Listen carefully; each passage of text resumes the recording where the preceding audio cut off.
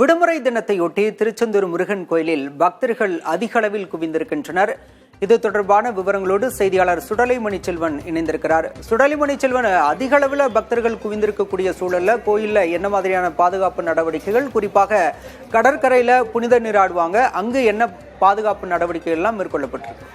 நிச்சயமா பாலா, தற்போது அரையாண்டு விடுமுறை என்பது விடப்பட்டுள்ள நிலையில் தான் இன்றைய தினம் திருச்செந்தூர் முருகன் கோவிலுக்கு பக்தர்களின் வருகை என்பது அதிகரித்து காணப்படுகிறது. குறிப்பாக முருகனின் அறுபடை வீடுகளில் 2ஆம் படை வீடாக விளங்குகிறது இந்த திருச்செந்தூர் சுப்பிரமணிய சுவாமி கோயில். அது மட்டுமல்லாமல் இந்த கோவில் கடற்கரை அமைந்துள்ளதால் சுற்றுலா தலமாகவும் விளங்குகிறது. இதன் காரணமாக விடுமுறை தினங்கள் மற்றும் இந்த பள்ளி கல்லூரிகளுக்கு விடுமுறை நாட்களில் கோயில்களுக்கு அதிகமான பக்தர்கள் வருகை தருவது வழக்கம். அந்த வகையில் தான் கடந்த சில தினங்களாக அரையாண்டு விடுமுறை என்பது விடப்பட்டுள்ள சூழலில் இன்றைய தினம் திருச்செந்தூர் முருகன் கோயிலுக்கு பக்தர்களின் வருகை என்பது அதிகரித்து காணப்படுகிறது. குறிப்பாக இன்றைய தினம் ஞாயிற்றுக்கிழமை என்பதாலும் அதிக அளவில் தமிழகத்தின் பல்வேறு பகுதிகளில் இருந்து பக்தர்கள் வருகை தந்துள்ளனர். இதற்காக கோவில் நடை என்பது அதிகாலை 3 மணி அளவில் திறக்கப்பட்டு பல்வேறு சிறப்பு தீபாரணைகள், அபிஷேகங்கள் நடந்த பின்னர் பக்தர்களின் தரிசனத்திற்காக அனுமதிக்கப்பட்டுள்ளனர். இதைத் தொடர்ந்து காலை முதலே ஏராளமான பக்தர்கள் வருகை தந்த வண்ணம் உள்ளனர். கோவிலுக்கு வருகை தரும் பக்தர்கள் கோவில் முன்புள்ள கடற்கரையில் புனித நீராடி அருகே உள்ள நாளிக்கிணற்றில் குளித்துவிட்டு குடும்பத்துடன் சுவாமி தரிசனம் செய்யும் காட்சிகளை நம்மால் பார்க்க முடிகிறது. பக்தர்களின் வசதிக்காக கோவில் நிர்வாகம் சார்பில் பல்வேறு ஏற்பாடுகள் என்பது ஏற்பாடு செய்யப்பட்டுள்ளது.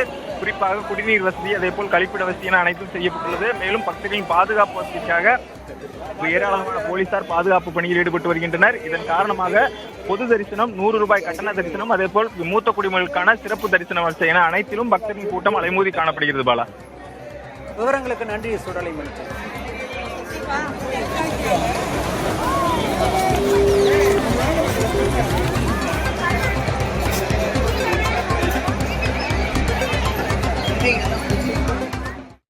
திருவண்ணாமலை அண்ணாமலையார் கோயிலிலும் ஏராளமான பக்தர்கள் நீண்ட நேரமாக, குறிப்பாக 6 மணி நேரமாக நீண்ட வரிசையில் காத்திருந்து தரிசனம் செய்து வருகின்றனர். அந்த காட்சிகளை பார்க்கலாம்.